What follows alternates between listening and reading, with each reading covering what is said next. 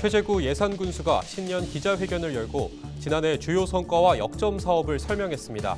최 군수는 기업 유치 등을 통해 올해 본격적으로 지역경제 활성화에 나설 계획입니다. 지난 2015년부터 약 400억 원 규모의 사기 행각으로 보험 판매왕에 오른 60대 보험 설계사에게 징역 8년이 선고됐습니다. 설계사는 투자금을 보험료 대납이나 수익금으로 지급하는 등 돌려막기 한 것으로 알려졌습니다. 당진 영덕고속도로 상행선 예산 IC 분기점 인근에서 화물차가 쓰러지는 사고가 발생했습니다. 해당 사고의 여파로 서행하던 찻길이 추돌하는 사고가 발생하기도 했습니다. 당분간 충남 지역 아침 최저기온이 영하권으로 떨어지는 등 강한 추위가 전망됩니다. 기상청은 최대 20cm의 눈이 내릴 수 있다며 안전사고에 유의해달라고 당부했습니다.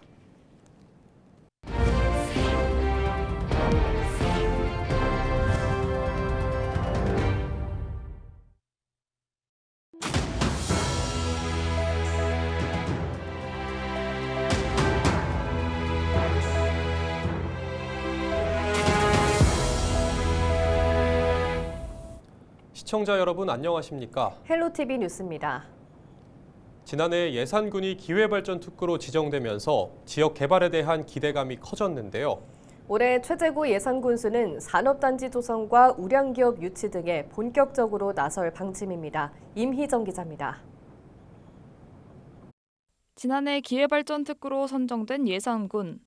농생명 그린바이오 클러스터 내 약 40만 평이 기회발전 특구로 지정됐습니다. 특구에 이전한 기업에는 각종 세제 혜택 등 지원이 이뤄집니다. 예산군은 이를 활용해 올해 다수의 우량기업 유치에 나설 계획입니다. 앞으로 기회발전 특구와 연계해서 대기업을 유치해 나아가면서 추가적으로 셀트리온에서도 자회사 법인을 출범해 우리 군에 대규모 공장을 짓고 2031년도에 약 3조 원의 매출을 그리는 빅피처를 그려 나가고 있습니다. 개장 3년차를 맞은 예산시장. 예산군과 외식사업가 백종원 씨가 손을 잡고 새 단장한 예산시장은 매년 350만 명이 찾는 관광 명소가 됐습니다. 이번 성공 사례를 바탕으로 예산군은 올해도 백종원 씨와 함께 전통주 연구소 등과 연계한 체험시설을 조성해 원도심 활성화에도 나설 계획입니다. 여기에 볼거리를 새롭게 만들어 나아가야 할 시기라고 생각하고 전통주 연구소 등 원도심이 예전처럼 많은 사람들이 오가는 거리로 재탄생될 수 있도록 박차를 가하겠습니다. 충남방적 부지에 추진 중인 문화복합단지 조성사업, 부지 매입까지 마친 예산군은 오는 2026년까지 복합 문화시설을 조성할 예정입니다. 예산군은 우선 지난해 공모로 확보한 125억 원을 활용해 단지 조성에 나서겠다는 계획입니다. 다만 캠핑장 등 단지 내 들어설 시설에 대한 자금 확보가 관건입니다. 다만 3만 평 대규모의 공장이었기에 자금이 많이 필요합니다. 그 자금을 마련하기 위해서 지역 활성화 펀드라든지 단계적 조성이라든지 신중하게 아직도 고민을 하고 있다는 말씀을 드립니다. 전국 인구 감소 지역 중 인구가 증가한 지자체 3위의 이름을 올리는 등 다양한 성과를 거둔 예산군. 관광 활성화와 기업 유치 등으로 인구 유입을 이끌어낼 수 있을지 주목됩니다. 헬로티비 뉴스 임희정입니다. 수백억 원대 사기 행각으로 보험 판매왕에 오른 보험 설계사에게 중형이 선고됐습니다. 대전지방법원 천안지원은 특정 경제범죄 가중처벌 등에 관한 법률 위반 등 혐의로 구속 기소된 60대 A씨에게 징역 8년을 선고했습니다. A씨는 지난 2015년부터 지난해까지 5명으로부터 약 400억 원의 투자금을 받아 가로채는 등 유사 수신 행위를 한 혐의로 재판에 넘겨졌습니다. A씨는 고객 유치를 위해 보험료 일부를 대납해 준 것으로 알려졌습니다. 하지만 비용이 수익을 초과하자 존재하지 않는 상품을 소개하면서 투자하면 수익금을 주겠다고 속여 돈을 모은 것으로 알려졌습니다. 또 투자금을 보험료 대납이나 수익금으로 지급하는 등 돌려막기를 하며 보험 판매왕에 오른 것으로 전해졌습니다. 당진 영덕고속도로에서 화물차가 쓰러지는 사고가 발생했습니다. 7일 오전 7시 40분쯤 당진 영덕고속도로 상행선 예산 IC 분기점 인근에서 21톤 택배 화물차가 오른쪽으로 쓰러졌습니다. 이 사고로 50대 운전자가 다쳐 병원으로 이송됐습니다. 또 사고의 여파로 서행하던 차들 사이에서 접촉사고가 발생하기도 했습니다. 오전 8시 40분쯤 사고 지점 2km 앞선 곳에서 속도를 줄이지 못한 차량 6대가 추돌했습니다. 뒤이어 약 1시간 뒤에도 비슷한 지점에서 차량 넉 대가 접촉하는 사고가 발생했습니다. 경찰은 운전자 등을 상대로 정확한 사고 경위를 조사할 계획입니다. 당분간 충남 지역에 강한 추위와 함께 눈이 내릴 전망입니다. 7일 충남 지역의 아침 최저기온은 영하 8도이며 9일에는 영하 12도까지 떨어질 것으로 관측됐습니다. 한편 기상청은 7일 오전 태안과 서천 등 4개 지역에 대설주의보를 발령했습니다. 오는 9일까지 예상 적설량은 충남 내륙 지역은 5에서 15cm, 충남 남부 서해안은 20cm 이상입니다. 기상청은 시간당 3에서 5cm의 눈이 내릴 수 있어 구조물 붕괴와 차량 고립 등 안전사고에 유의해달라고 당부했습니다.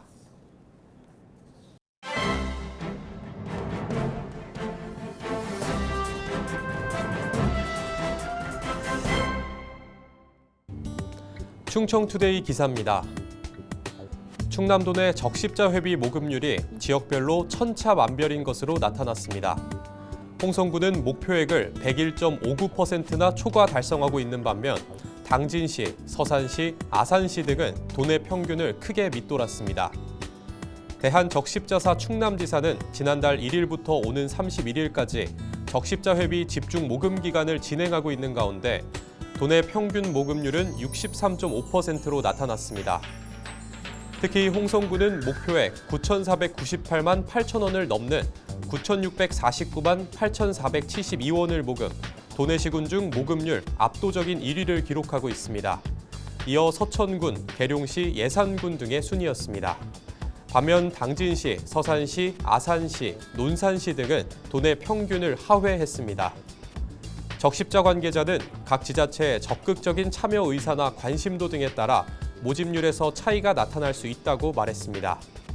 지역별로 회비 모금률의 차이를 보이는 것은 복합적인 요소가 작용하지만 각 지자체의 관심 여부가 주요 요인이라는 것입니다. 지금까지 신문 브리핑이었습니다.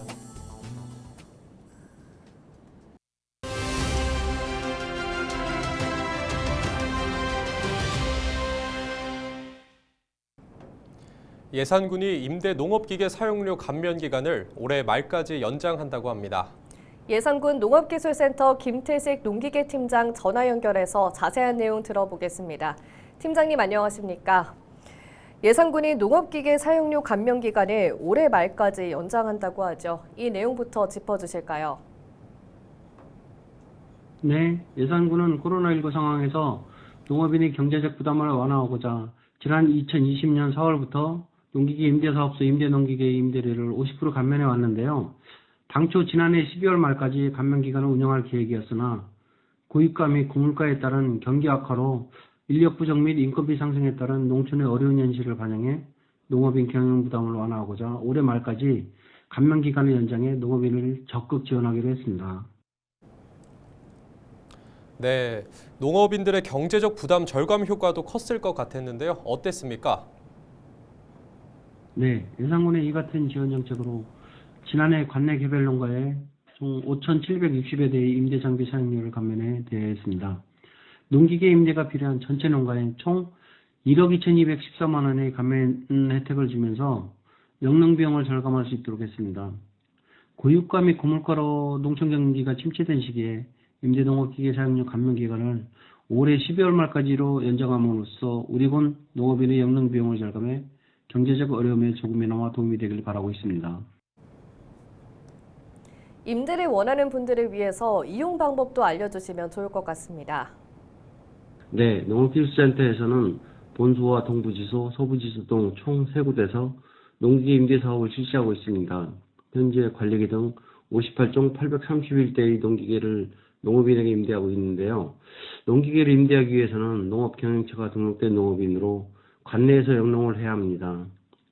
농업인은 임대사업소에 회원가입 후 필요한 농기계를 사전 예약 후 3일 이내로 임대해 사용하시면 됩니다. 더불어 농기계 사용 시 특히 안전에 주의를 당부드리고 임대 농기계 사용에 관한 자세한 사항은 농업기술센터 농기계팀으로 문의할 수 있습니다. 네, 오늘 말씀 여기까지 듣겠습니다. 지금까지 예산군 농업기술센터 김태식 농기계팀장 이야기 나눴습니다.